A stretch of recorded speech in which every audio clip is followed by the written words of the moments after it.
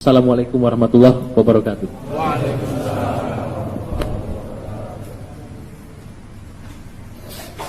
Jadi yang mulia Abu itu pada dasarnya menyimpan banyak sekali pemikiran tentang apapun ya. Khususnya ya, sangat banyak kami itu berdiskusi panjang lebar ya soal topik-topik Islam ya, topik-topik keislaman ya. Sangat banyak ya. Itu saya pikir ya,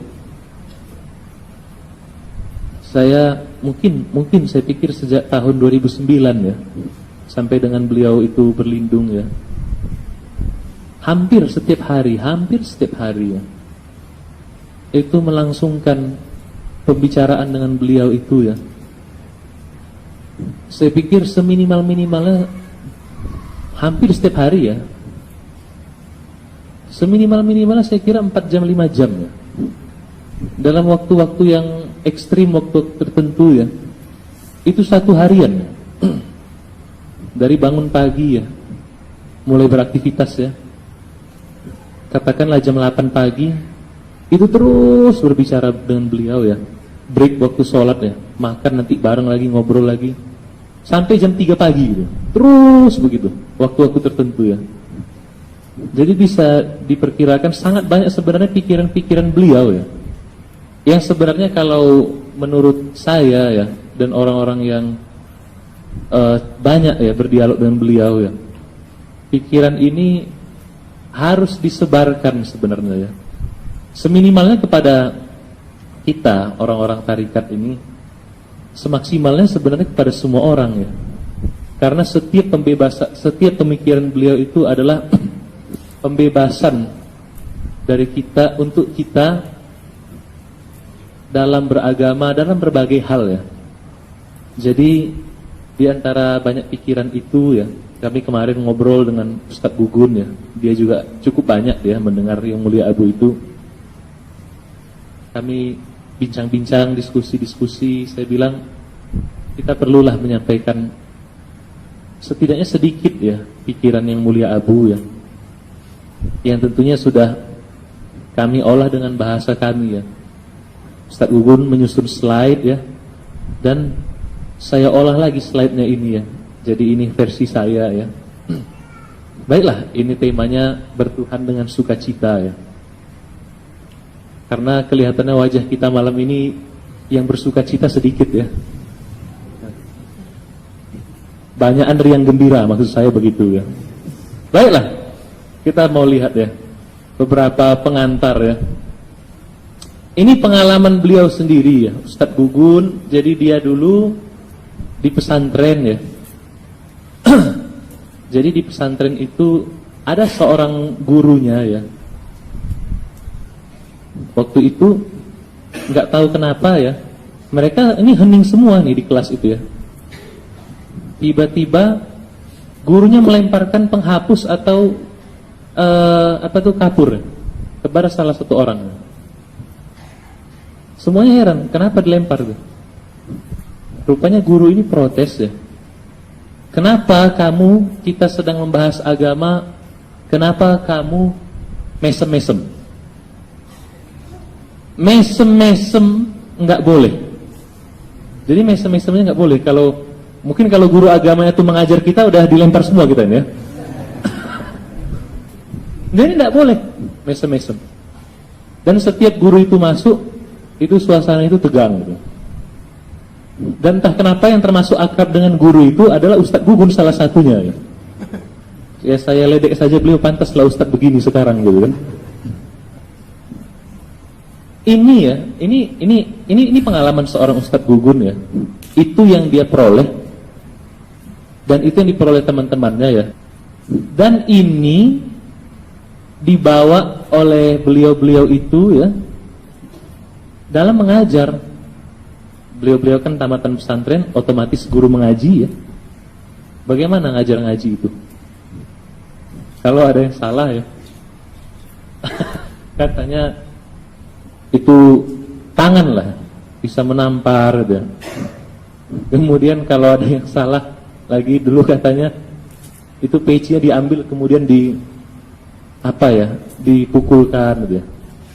Pernah nggak kita mendengar fenomena-fenomena begini? Banyak atau sedikit sebenarnya? Banyak kan? Jadi nggak usah dulu ya wajah Islam di kancah internasional ya. Itu wajah Islam di perkampungan kita itu aja angker kan? Iya kan? Nggak usah kita dulu pergi ke dunia internasional. Di perkampungan kita itu angker ya. Saya begini ya, sedikit nih ada renungan menarik sekali ya. Dan ini juga sekaligus ya, bagaimana realitas kita beragama. Bang Opin itu, jadi Bang Opin itu spesialisasinya memang apa ya? Beliau banyak sekali jalan-jalan ya. Dan nanti pulang jalan-jalan beliau tuh sharing apa yang beliau bagi, apa yang beliau dapat. Beliau pernah ke Hong Kong ya. Beliau itu mengumpamakan di Hong Kong itu dari 20 orang Hong Kong yang manyun itu 2. Orang Hong Kong jalannya cepat, kemudian sumringah gitu kan. Dan apa ya, senang gitu ya, jalannya cepat gitu. Kemudian Bang Opin pulang ke Indonesia kan, baru pulang dari Hong Kong, pulang ke Indonesia, naik bus ke Karawang dari Soekarno-Hatta. Perjalanan Karawang itu dari Soekarno-Hatta mungkin sekitar 5 jam ya, atau 4 jam ya.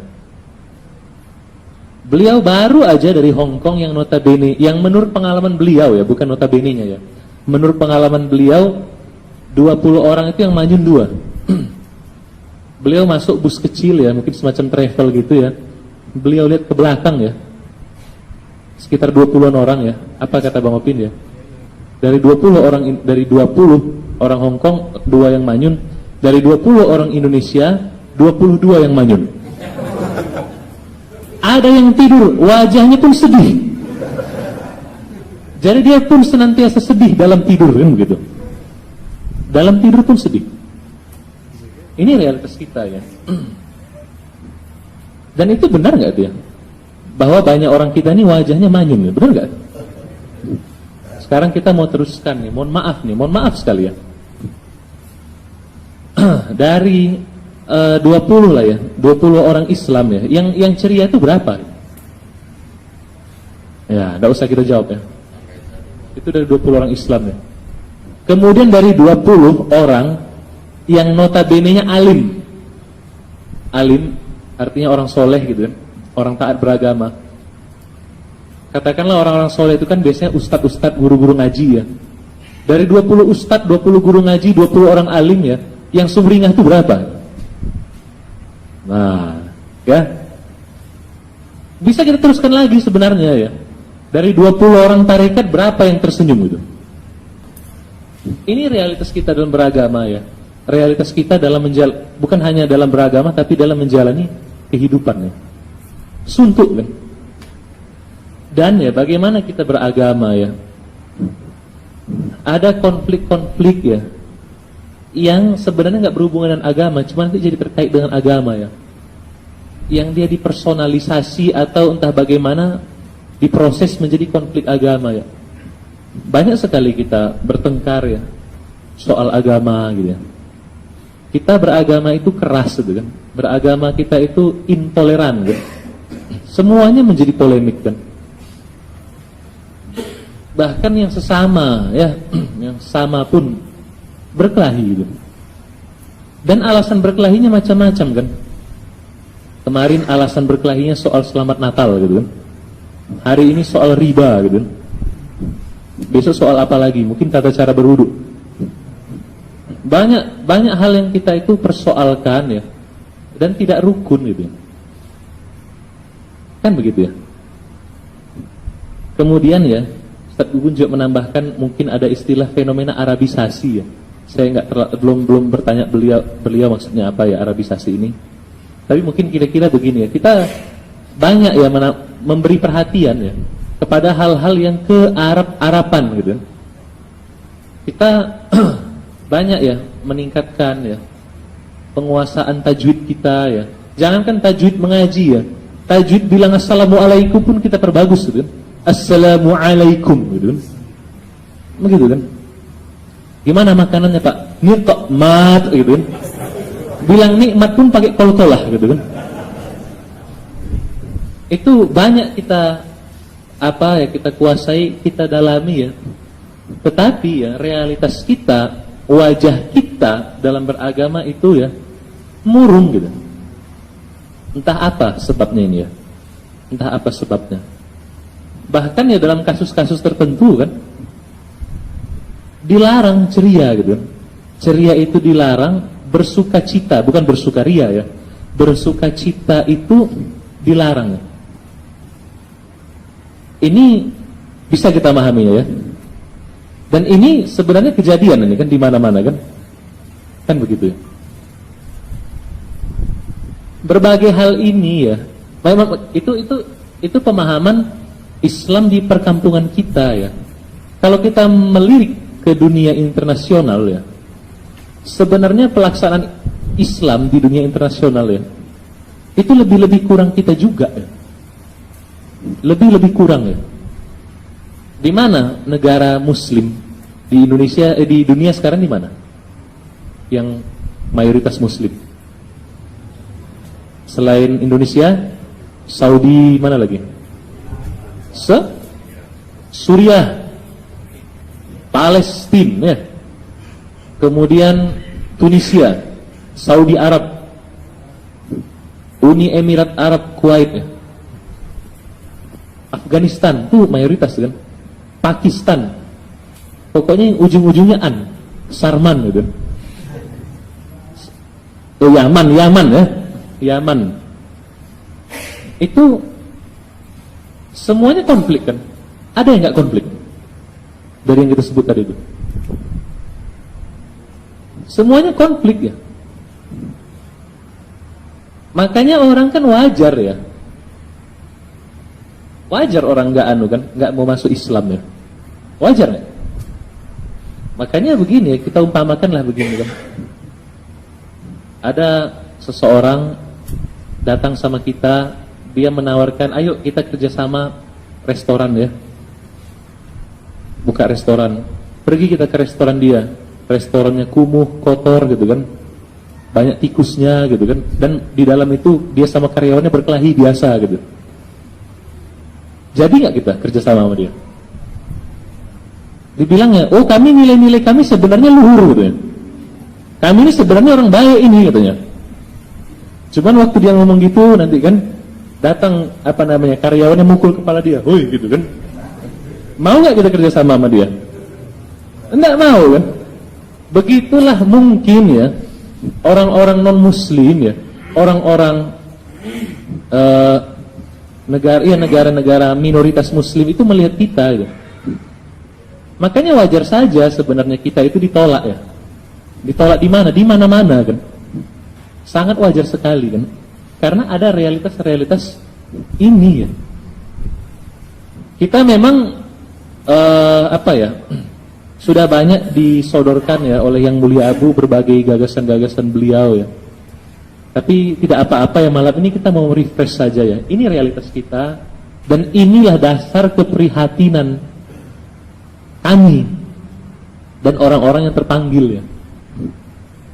Itu kalau cerita yang dengan Yang Mulia Abu ya, saya pikir ya 70% ya atau 40 lah ya, sekitar. Kalau ada 3 tema besar ya, topik dengan Yang Mulia Abu ya, ini termasuk ini. Jadi asal jumpa dengan Yang Mulia Abu, hampir setiap saat ada tema pembicaraan soal ini. Hampir setiap saat. Akhirnya ya, timbul pada satu pertanyaan menarik sesungguhnya ya. Ini pertanyaan itu, sebenarnya kita udah tahu jawabannya ya, tapi nggak apa-apa. Dengan berbagai realitas ini, mari kita bertanya sebuah pertanyaan yang menggelitik sebenarnya. Dan ini pertanyaan Yang Mulia Abu. Waktu itu dengan seorang abang kita ya, ikhwan kita juga, sangat kita hormati sekali. Masih ada orangnya sekarang dan sangat berkontribusi dengan tarikat ya. Ya orangnya nggak usah disebut lah ya. Yang Mulia Abu nanya kepada orang tersebut, Bang, mungkinkah bertuhan dengan sukacita? Waktu itu Yang Mulia Abu nanya entah tahun 2006 atau tahun 2004 gitu ya. Belum ada Al-Taizin, belum ada Syakirin ya, belum ada Minhajul Abidin. Jadi spontan abang itu nanya dengan menjawab dengan lugunya, Apa kata beliau? Nggak mungkin. Oh, kenapa begitu kata yang mulia Abu? Ya masuk tarikat aja tidurnya sakit katanya. Masuk tarikat aja tidurnya sakit. Jadi nggak mungkin bertuhan itu dengan sukacita. Bertuhan itu ya pasti dekat dengan kesengsaraan atau pengorbanan dan seterusnya ya. Mungkin ya saya bisa membayangkan suasananya ya. Mungkin ditambah-tambahin lagi. Enggak, bukan ditambah-tambahin ya. Kita memang ada informasi lain lagi kan. Itu Nabi Isa ya. Nabi Isa dalam Injil dan sering diriwayatkan oleh mulia Ayahanda Guru ya. Surga itu dipagari dengan hal-hal yang tidak menyenangkan kan. Tapi kalau neraka itu dipagari dengan roti katanya kan. Simbol makanan waktu zaman Yunani kuno itu roti. Maaf bukan Yunani, zaman Nabi Isa tinggal itu. Dipagari roti dan benda-benda yang nikmat ya. Itu memang realitas itu ada ya. Tapi pertanyaannya bagaimana kita seharusnya memahaminya gitu. Dan apakah ya dengan adanya hal-hal itu ya, itu menjadi sebuah tabir, sebuah hijab bagi kita untuk bersuka cita gitu. Mari kita melihat ya. Jadi ini tidak usah dijawab ya. Mungkinkah bertuhan dengan sukacita gitu. Karena kalaupun saya tanya, jawabannya udah pasti bisa diperkirakan apa gitu kan. Ada seorang sahabat ya, dia mau masuk Islam ya. Rasulullah SAW, saya mau masuk Islam ya. Tapi saya masih mau berzina, masih mau minuman keras dan masih mau berjudi. Cemana itu ya Rasul gitu. Oh enggak masalah kata Rasulullah. Yang penting kamu jujur gitu. Yang penting jujur. Boleh gitu. Kemudian memang ya, memang mungkin begitulah cerdasnya Rasulullah itu ya. Disatunya semua tuh, dibuatnya semua tuh kan. Dia masuk Islam tapi semua dikerjakan ya kan. Zina iya, minum iya gitu. Berjudi iya. Habis itu pergi dia mau sholat dia atau mau apa gitu. Jumpa dengan Rasulullah. Kamu dari mana tadi? Kata Rasulullah. Oh harus jujur gitu kan.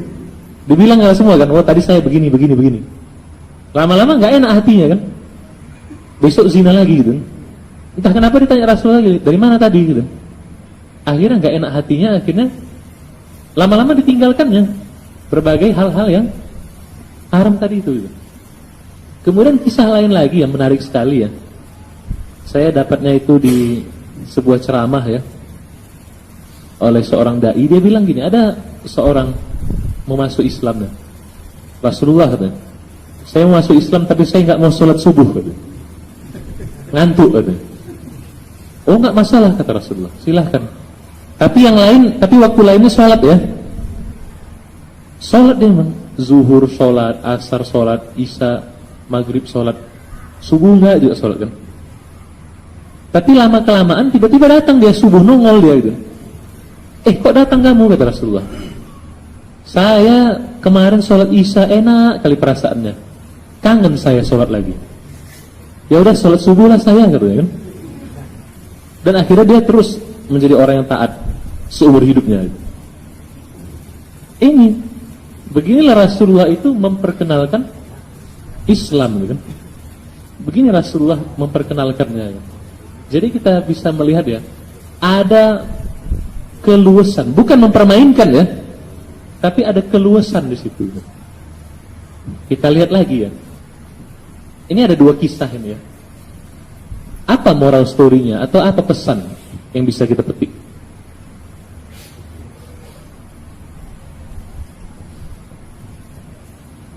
Apa pesannya? Jangan nanti pesannya ternyata tidak apa-apa, tidak sholat subuh gitu kan. Tentu maksudnya bukan itu ya. Bukan kita menghalalkan semua perbuatan tadi dan melegalisir semuanya tadi ya. Tapi Rasulullah SAW itu dia sosok yang luas gitu kan. Dan tentu ya, memang normalnya begitu manusia ya. Terhadap hal-hal yang luas ya, luas gitu. Tapi terhadap hal-hal yang memang kaku kan. Ini kan aspek, katakanlah itu aspek hukum tadi itu kan. Soal denda, soal tadi itu kan soal hukum kan. Ternyata beliau itu ada keluasan di situ kan. Ini mengundang pertanyaan kita ya. Dalam hal ini luas kan. Dalam hal apa yang saklek kan gitu. Baiklah, kita kembali lagi. Ini satu fakta ya. Kemudian kita lihat yang kedua ya.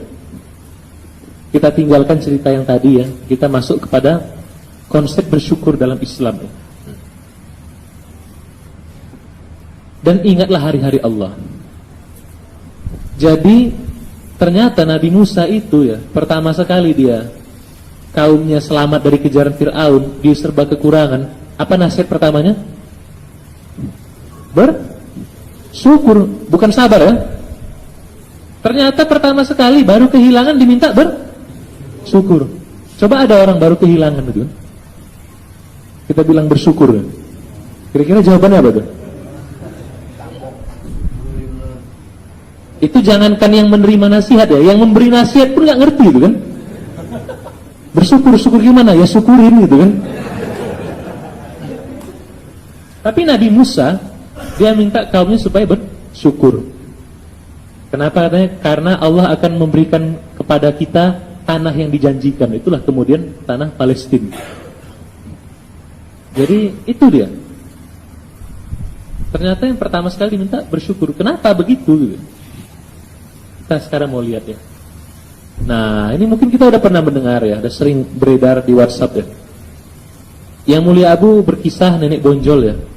Salah seorang guru yang mengakui ayah guru. Nenek bonjol ini ya, dia senang mendoakan orang ya.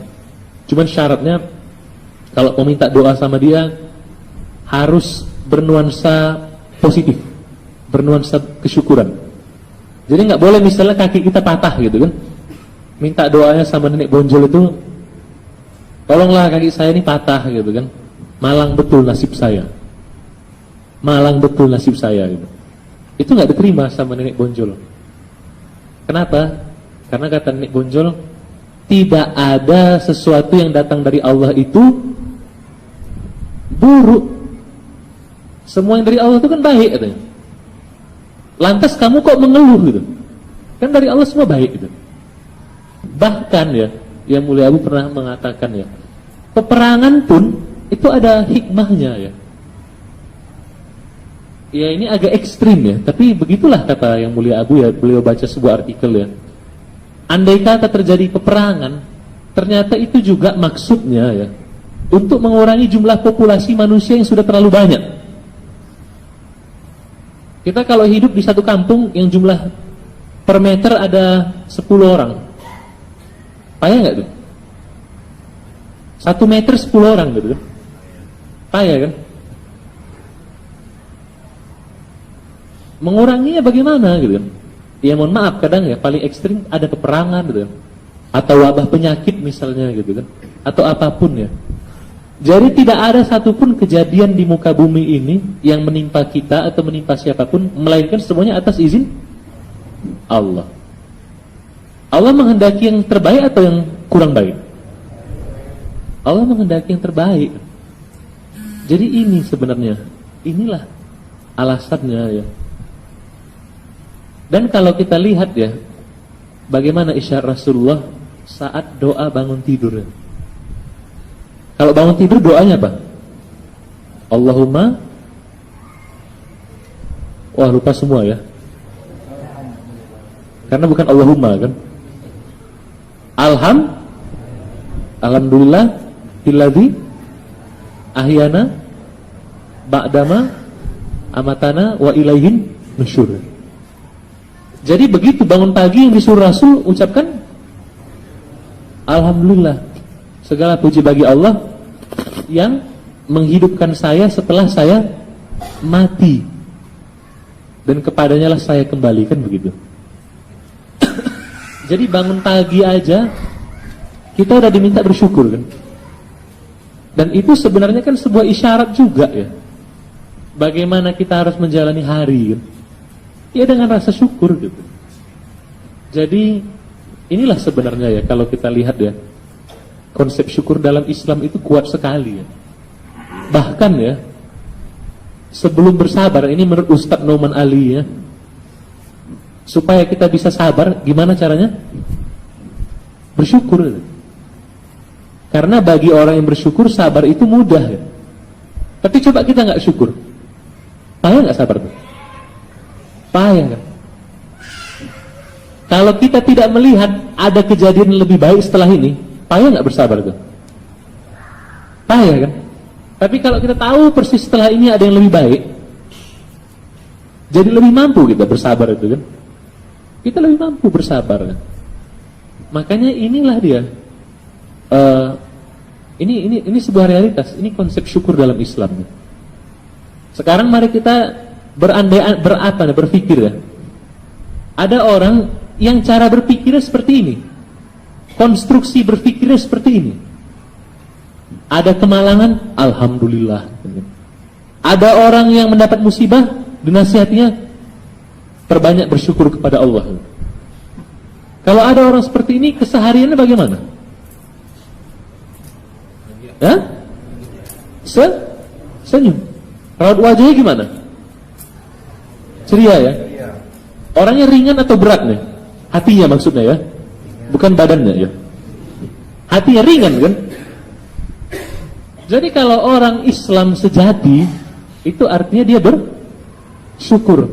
Yang artinya kalau dia bersyukur, rautnya itu tersenyum. Artinya kalau ada orang Islam sejati, raut wajahnya ceria. Rasulullah ceria gak? Hah? Ceria ya? Ada, jadi yang mulia Abu pernah berjumpa dengan seorang teman ya. Dia adalah orang yang sangat taat ya, sangat mencintai Islam dan sangat mencintai tarikat, sangat mencintai tasawuf. Wajahnya ketat gitu. Ditanya oleh yang mulia Abu, Rasulullah itu orangnya bersyukur nggak? Oh iya. Dengan wajah ketatnya dia menjawab iya bersyukur gitu kan. Rasulullah itu gemar tersenyum apa enggak? Oh gemar sekali tersenyum. Dengan wajah ketat menjawab gemar tersenyum Rasulullah kan begitu kan. Banyak enggak Rasulullah tersenyum? Oh banyak sekali. Bahkan lebih hafal pula gitu. Setiap dijumpai pasti Rasul berada dalam keadaan tersenyum. Lalu pertanyaan yang mulia Abu satu aja. Kalau memang begitu, dari mana datangnya wajah Anda ini gitu? Hah? Iya kan? Rasulullah tersenyum, selalu tersenyum. Asal dijumpai tersenyum. Lalu dari mana datangnya wajah-wajah guru-guru ngaji yang ketat itu? Ini pertanyaan kita. Makanya ada seorang dai ya, saya dengar dari yang mulia Abu juga ini ya. Kalau dirunut-runut ya, Rasulullah Shallallahu Alaihi Wasallam itu total dia berperang itu dia hidup 63 tahun Rasulullah kan. Yang dia berperang ada perang Khandak, perang Tabuk, perang Badar. Semua itu kalau diakumulasikan, kalau dijumlahkan total semua peperangan yang dilakukan Rasulullah itu maksimal hanya 2 tahun atau 2 tahun lebih dikit ya.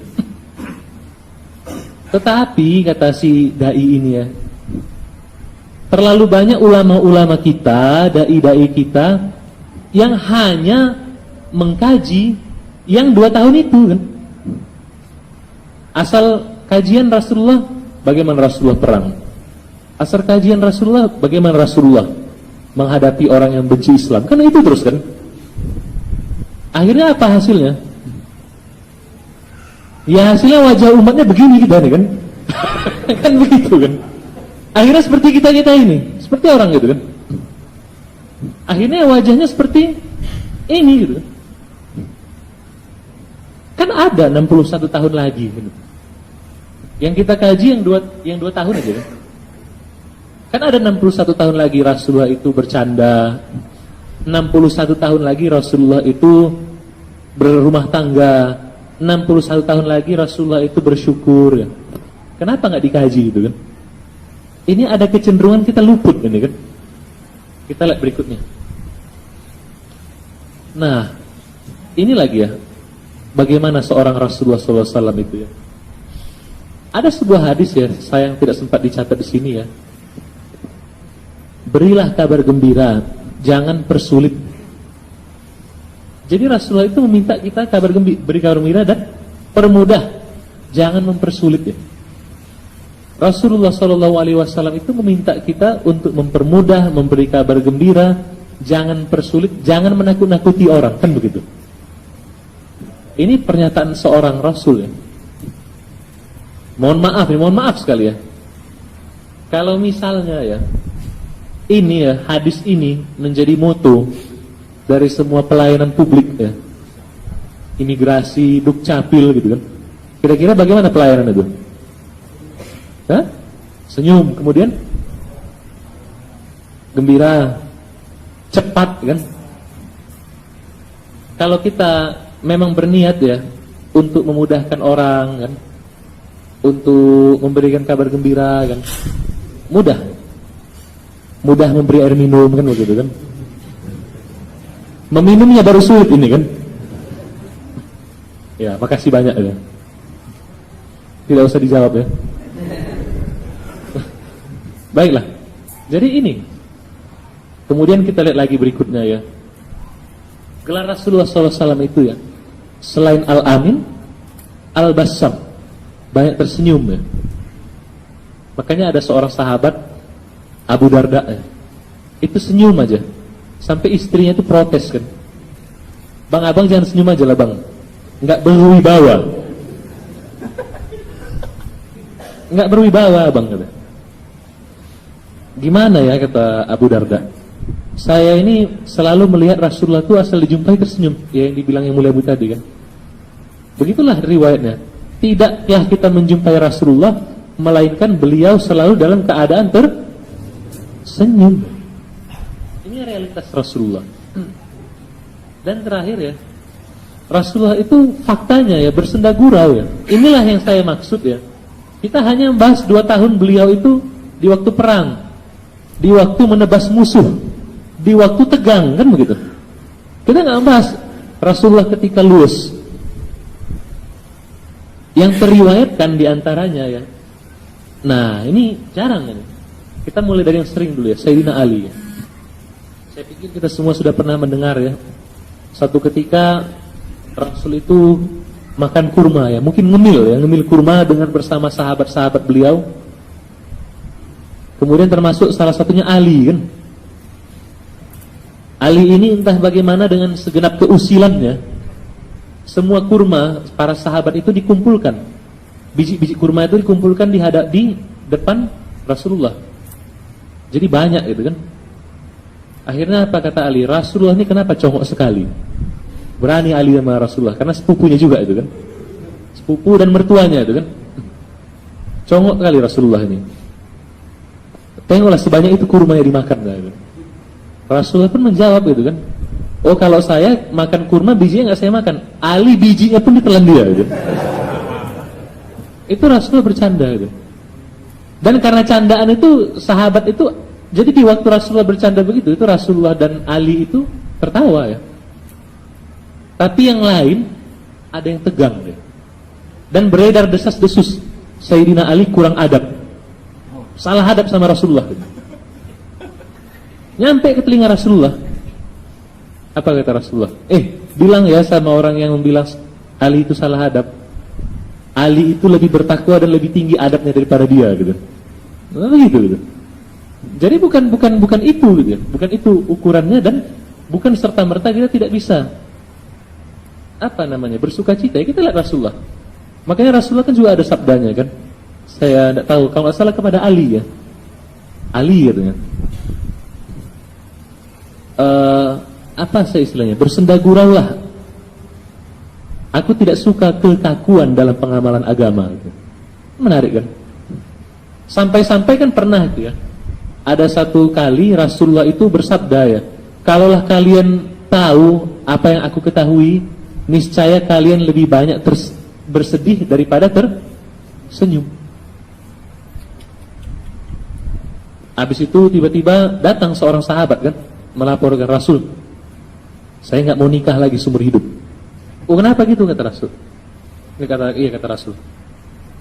Soalnya tadi kemarin engkau bilang begini. Jadi saya seumur hidup mau puasa, mau sholat malam aja katanya. Itu kata.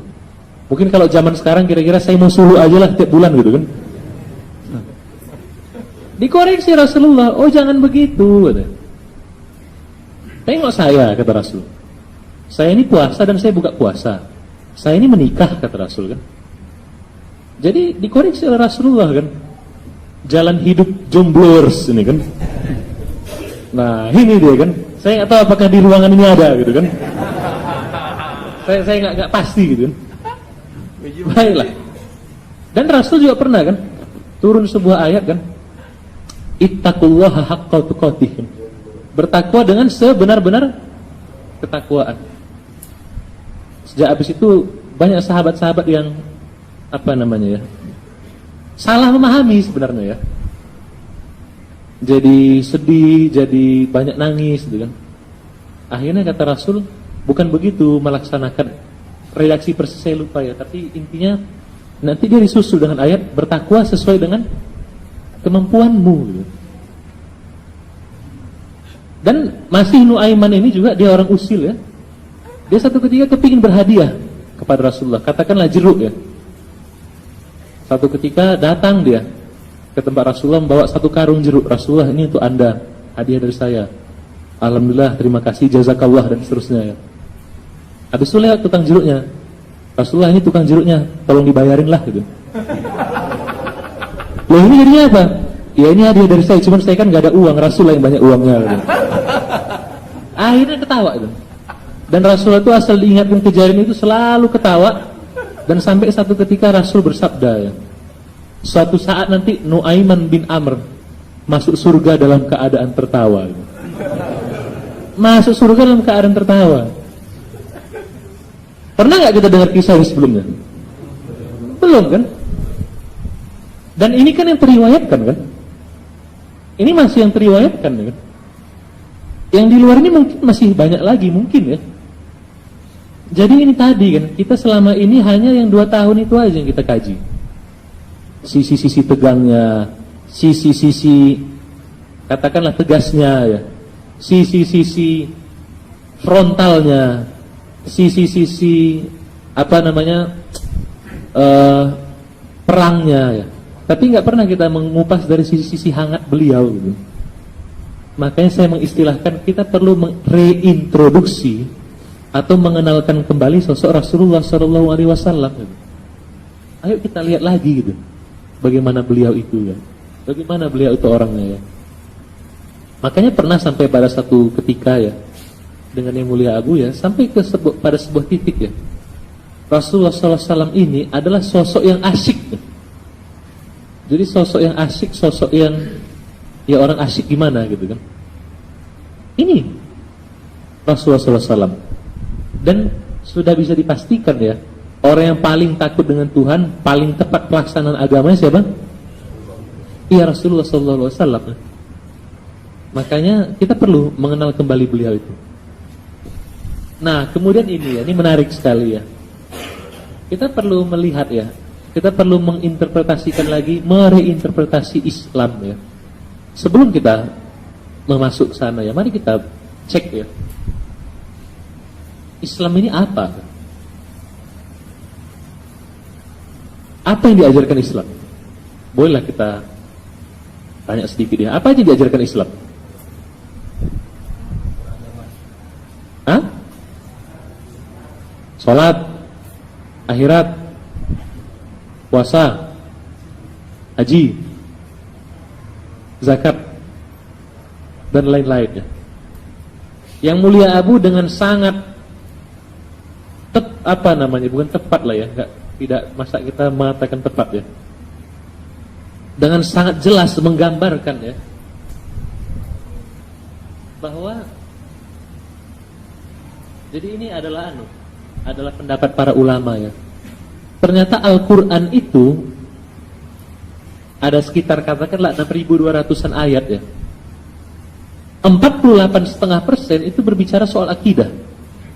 48,5% lainnya berbicara soal akhlak, dan 3%-nya atau sekitar 200 ayat ya, menurut sebagian ulama ya, itu bercerita tentang fikih ya.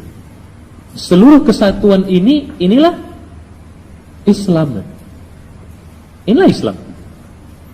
Jadi Islam itu apa sih kandungannya ya? Ya 3 hal ini.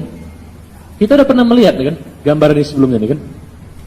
Inilah Islam itu ya. Jadi pelaksanaan keseluruhannya inilah Islamnya. Kita lihat. Ada aspek fikih ya. Fikih ini adalah aspek tata cara peribadatan, hukum halal haram, aspek-aspek lahiriah dari agama. Apa contoh aspek fikih? Tata cara berwudu, rukun sholat, rukun haji, cara zakat, jumlah bilangan zakat, hukum waris. Itu kan semuanya kan halal haram, makruh, sunnah. Itu semuanya soal-soal fikih. Dan muatannya hanya 3%. Hanya 3% ya. Ada muatan lainnya. Ini muatan akhlak ya. Akhlak ini seputar apa aja? Perilaku. Perilaku yang bagaimana? Perilaku yang mirip Rasulullah ya. Ya tadi contohnya bersyukur kan, memberi kabar gembira, mempermudah, menggembirakan orang lain kan. Ya saya memakai istilah ya, yang way of life itu sebetulnya akhlak ini gitu. Yang ketara ya way of life-nya. Saya pakai istilah akhlak ini kumpulan nilai-nilai, akhlak ini rangkaian konstruksi berpikir, cara bersikap, dan dia aspek hati ya. Ini hati ini. Ini aspek lahiriah nih fikih ini. Ini aspek hati ini. Contohnya begini ya. Rasulullah itu rendah hati ya. Saking rendah hatinya ya, dia nggak mau diperlakukan berbeda kan begitu. Kalau orang ya, terutama kalau pemimpin ya, kepingin diperlakukan kayak gimana? Hah? Khusus. Kepingin diperlakukan khusus kan? Dan bentuk-bentuk ingin diperlakukan khusus itu apa? Sombong ya? Yang lebih teknis lagi apa lagi? Bentuk-bentuknya.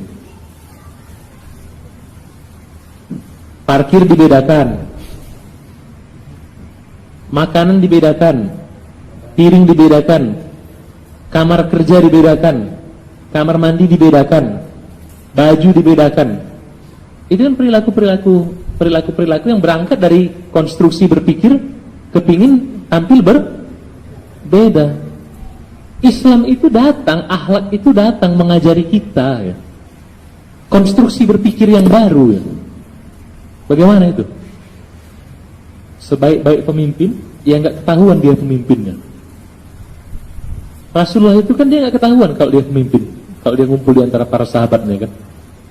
Sering yang dikira orang Rasul itu adalah Umar, karena dia paling frontal dan badannya paling gede gitu kan. Suaranya juga paling lantang gitu kan. Itu. Jadi Rasulullah itu datang ya, akhlakul karimah itu datang kepada kita, mengoreksi cara-cara kita berpikir, cara-cara kita bersikap kan. Kalau kita ya, umat manusia zaman ini ya, umumnya lebih senang tampil beda atau tampil sama? Bahkan ada kan, berani tampil beda gitu. Kalau Rasulullah terbalik kan, Rasulullah itu berani tampil sama. Kan begitu kan? Ya kalau yang mulia itu sering bilang ya, apa sih perlunya tampil beda gitu? Kenapa harus beda gitu? Ya kalau kita nanti kesimpulannya ingin pengakuan dan seterusnya ya. Rasulullah itu datang, akhlak mulia itu datang dengan kumpulan nilai-nilai, dengan kumpulan konstruksi berpikir ya, yang mengoreksi tradisi-tradisi kita, mengoreksi cara-cara kita berpikir, cara-cara kita hidup ya.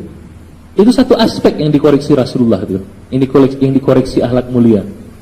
Soal perlakuan khusus ya. Apalagi hal-hal lain yang dikoreksi oleh akhlak mulia? Ada contohnya mungkin abang-abang? Wah, banyak sekali sebenarnya ya. Kita ya, kalau apalagi orang zaman dulu ya, itu menasihati orang kan, itu harus dimarahi gitu, supaya menjadi pelajaran. Dan marah itu perlu kan, supaya takut gitu kan. Jangan terlalu dekat dengan anak buah, nanti dia kemajuan gitu kan, lancang jadinya gitu kan. Itu semua dikoreksi oleh Rasulullah secara mentah-mentah gitu kan. Jangan begitu, semua dilakukan oleh Rasulullah itu berbalik kan gitu. Makanya istilahnya akhlak ini adalah konstruksi berpikir. Kemudian ada aspek lain, aspek akidah. Itu soal keimanan, soal kerohanian, aspek batin. Nah, inilah dia rangkaian Islam itu ya. Yang umat muslim di dunia ya, saat ini terlalu banyak membahas yang aspek mana? Fikih kan? Kita rata-rata hidup udah adalah saya pikir 50 tahun rata-rata ya, atau 40 tahun ya. Jangan sampai ya 40 tahun kita hidup ya, yang kita kaji yang 3% ini aja gitu kan. Sama dengan Rasulullah tadi kan, kita sekian lama kita hidup ya, yang kita kenal Rasulullah yang 2 tahun itu aja kan. Sekian lama kita belajar agama ya, yang kita pelajari 3% ini aja kan. Ada sekitar 97% lagi yang perlu kita telusuri. Ada berapa catatan ya? Tadi yang pertama, fikih fleksibel ya, tetapi akhlak itu saklek. Saya ambil contoh begini ya. Ada perkara-perkara yang haram itu bisa jadi halal karena keadaan tertentu. Contohnya apa? Babi, kifarat ya. Semua orang menjawab sesuai dengan hasratnya gitu.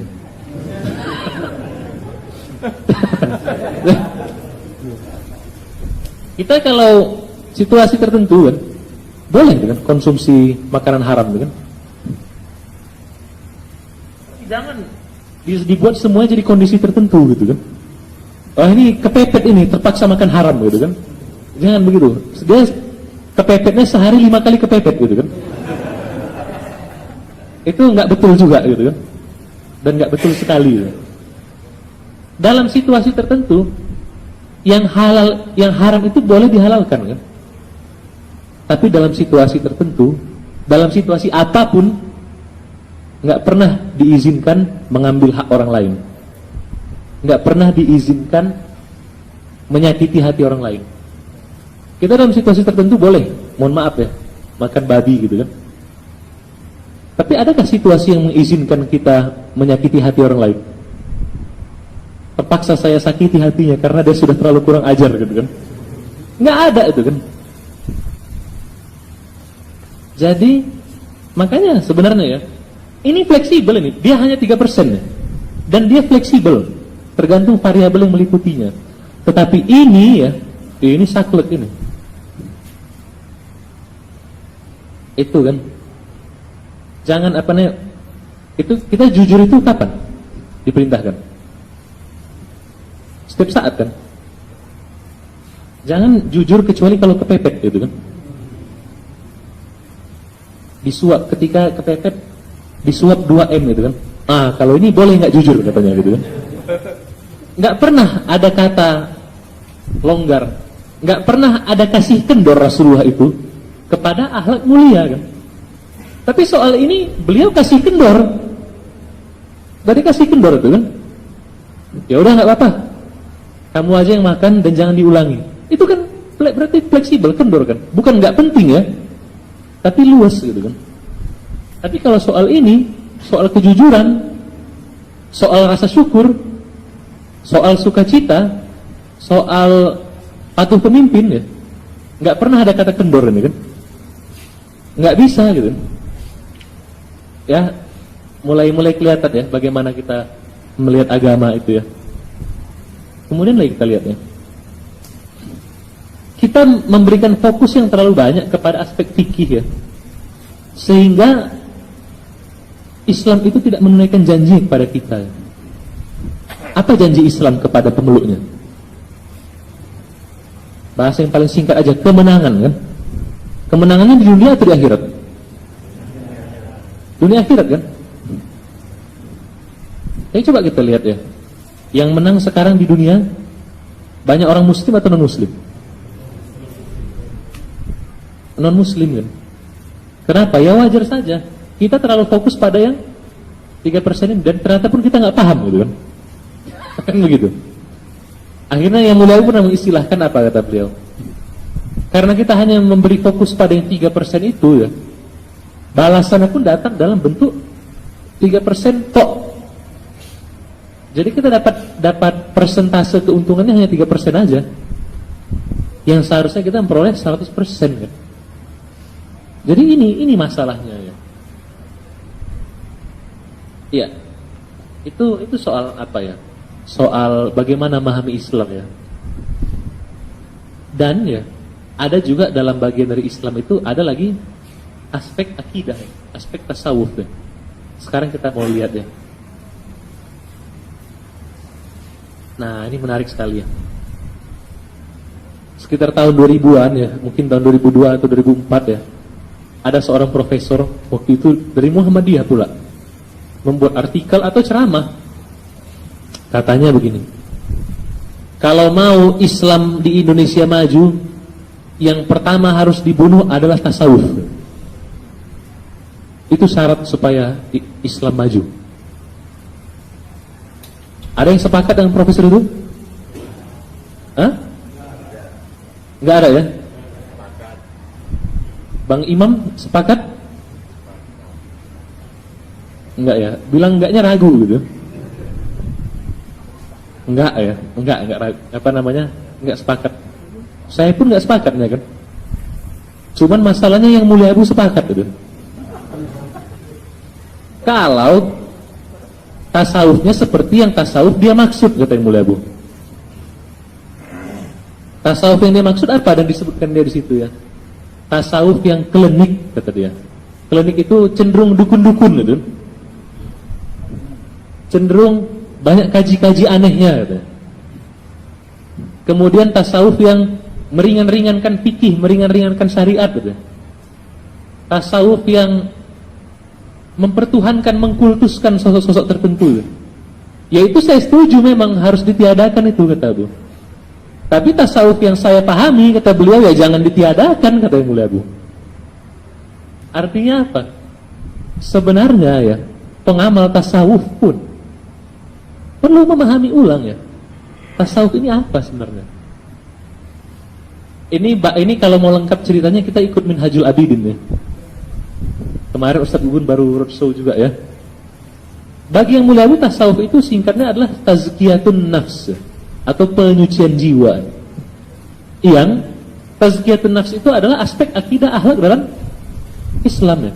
Jadi bagi yang mulia Abu, tasawuf itu ya bagian dari Islam. Tarekat yang kita kerjakan ya bagian dari Islam itu. Bagian dari aspek akidah, bagian dari aspek akhlak gitu. Dan ini dia titik temunya. Indikasi atau tanda kesucian jiwa adalah akhlak yang mulia dengan Rasulullah sebagai benchmark atau tolak ukur dari akhlak mulia itu. Dan perkataan lain apa? Bagi yang mulia Abu ya.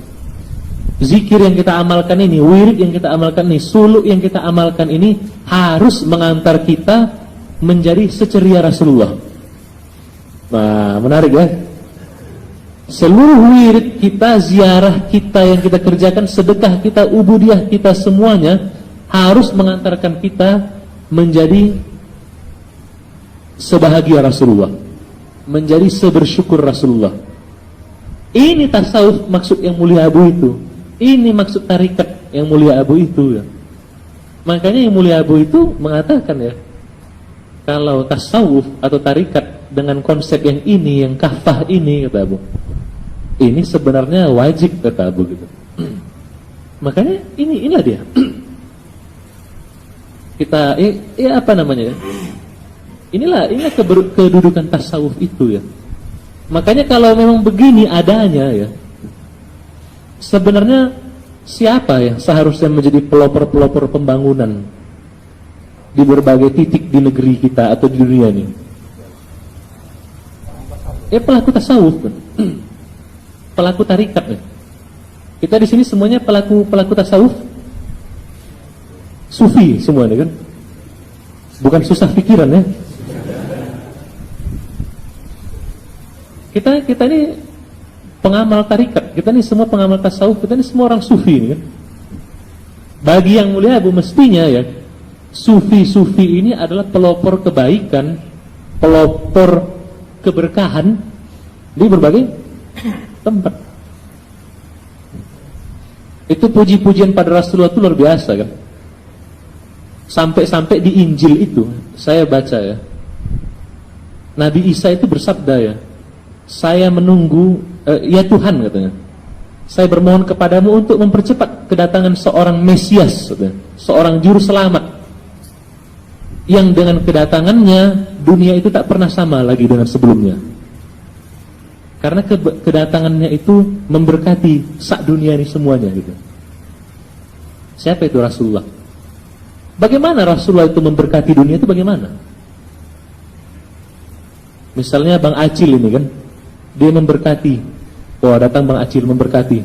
Apakah maksudnya turun hujan habis itu puting beliung gitu kan? Bukan hanya dalam aspek-aspek seperti itu saja, tapi dengan kehadirannya ya, hak manusia itu diangkat ya. Rasulullah itu kan menghapus perbudakan itu kan. Mulanya dia bilang kan, membebaskan budak itu pahalanya tinggi kan. Lama-lama nggak diperbolehkan perbudakan kan. Itu kan mengangkat harkat dan martabat manusia tuh, dan kemanusiaan. Begitu cara memberkatinya itu begitu gitu. Dan orang tasawuf, orang sufi yang notabene-nya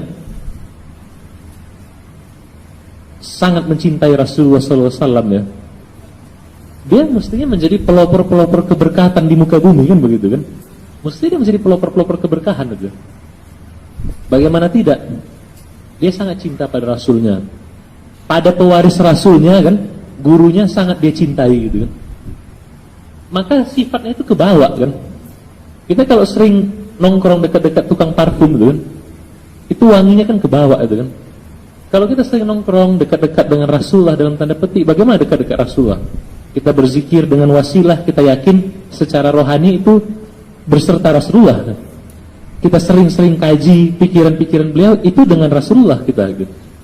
Kalau kita sering nongkrong dekat-dekat beliau ya, maka keberkatan beliau itu terionisasi ke dalam diri kita kan, sehingga kita pun menjadi memberkati juga gitu kan. Bagaimana bentuk memberkatinya kan?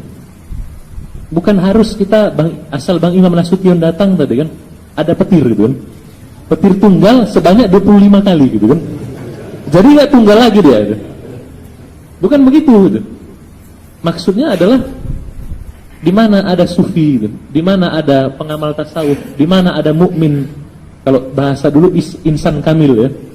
Kalau bahasa yang mulai muslim kafah gitu kan. Di mana ada insan kamil itu, di mana ada muslim kafah itu, di mana ada sufi itu, terjadi perbaikan.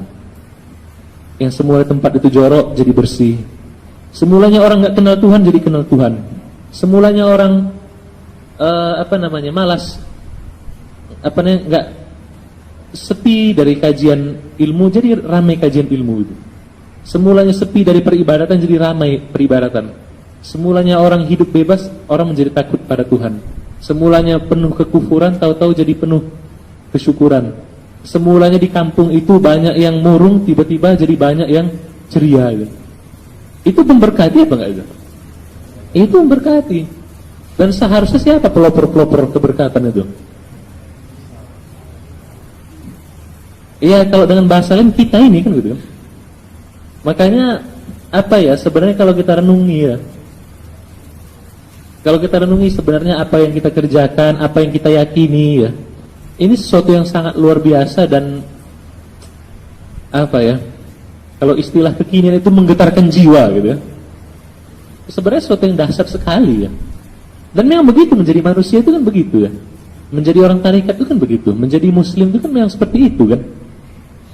Jadi inilah dia. Baiklah, udah banyak kita cakap-cakap ini ya. Kita kembali ke pertanyaan awal aja lah. Mungkinkah bertuhan dengan sukacita?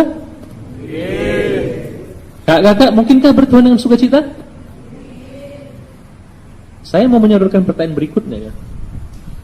Mungkinkah bersukacita tanpa bertuhan? Jadi memang bertuhan itu dengan sukacita, dan kita menjadi sukacita dengan bertuhan, kan begitu?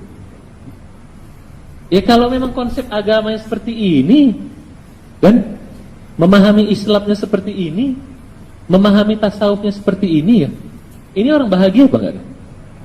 Ini orang bahagia ya. Makanya relevan pertanyaan ini sebenarnya. Mungkinkah sukacita tanpa bertuhan? Saya pikir itulah renungan kita selama dalam waktu yang singkat ini ya. Terima kasih banyak dan mohon maaf ya, abang-abang, kakak-kakak ya. Jadi marilah kita bertuhan dengan sukacita, dan kita menjadi sukacita dengan bertuhan. Terima kasih. Assalamualaikum warahmatullahi wabarakatuh.